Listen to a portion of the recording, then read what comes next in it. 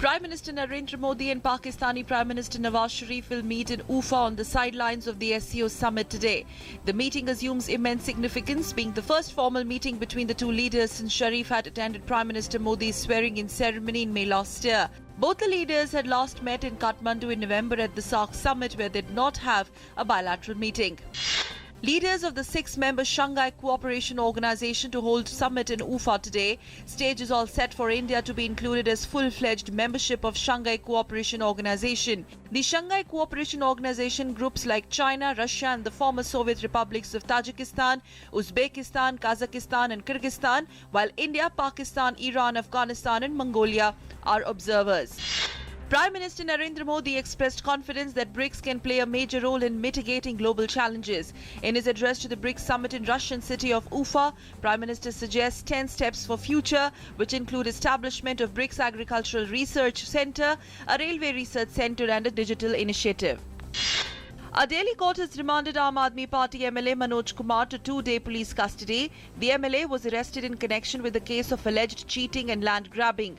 The police custody plea was opposed by senior advocate H.S. Phulka, who appeared for Aam Aadmi Party MLA, saying no notice was issued to the Kumar and he had joined the investigation whenever he was called to the police station.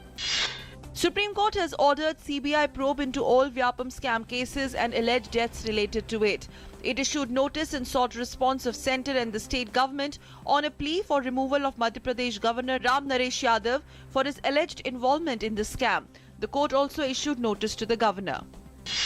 Press Council of India has recommended that there should be a special law to deal with the cases of assault on journalists and it should be made cognizable and non-bailable offence. PCI Chairman Justice C.K. Prasad said the government may enact a law for the safety of journalists and the cases involving murder of journalists should be automatically referred to CBI. ISRO is all set for the launch of its heaviest commercial mission this morning.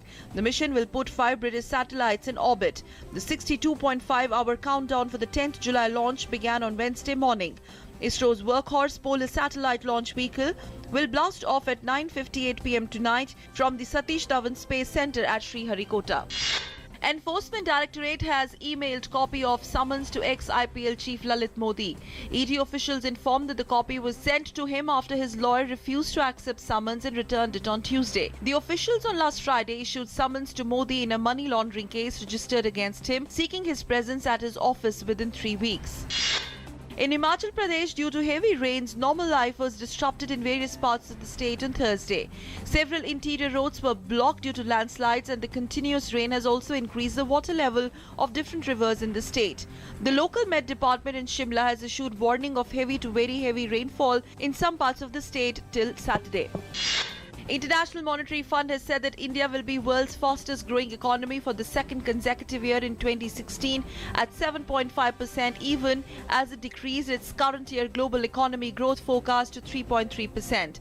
In its World Economic Outlook update, the IMF retained India's growth forecast for current year at 7.5%, which will be higher than China's 6.8%. India and the United States on Thursday signed a tax information sharing agreement under a new US law, FATCA, that will enable automatic exchange of financial information between the two nations about tax evaders from 30th of September. The pact will cover automatic sharing of information on bank accounts as well as financial products like equities, mutual funds and insurance, and is also aimed at fighting the menace of black money stashed abroad. The Greek government has submitted economic reforms proposal to try to secure a further bailout from its creditors just 2 hours before a midnight deadline. The measures include tax rises, pension reforms, privatization and spending cuts. Greece needs a third bailout to avoid a default and a possible euro exit. The United Nations said a humanitarian ceasefire will be introduced in Yemen today and will last until the end of Islamic holy month of Ramadan. More than 3,000 people have been killed since a Saudi-led coalition began an air campaign in March to drive back Houthi rebels and restore the government. India begins their short stint in Zimbabwe today with the first of the 3 ODIs at Harare. A young team led by Ajkene Rehane will have to win all 3 ODIs to retain India's second number in ICC ranking.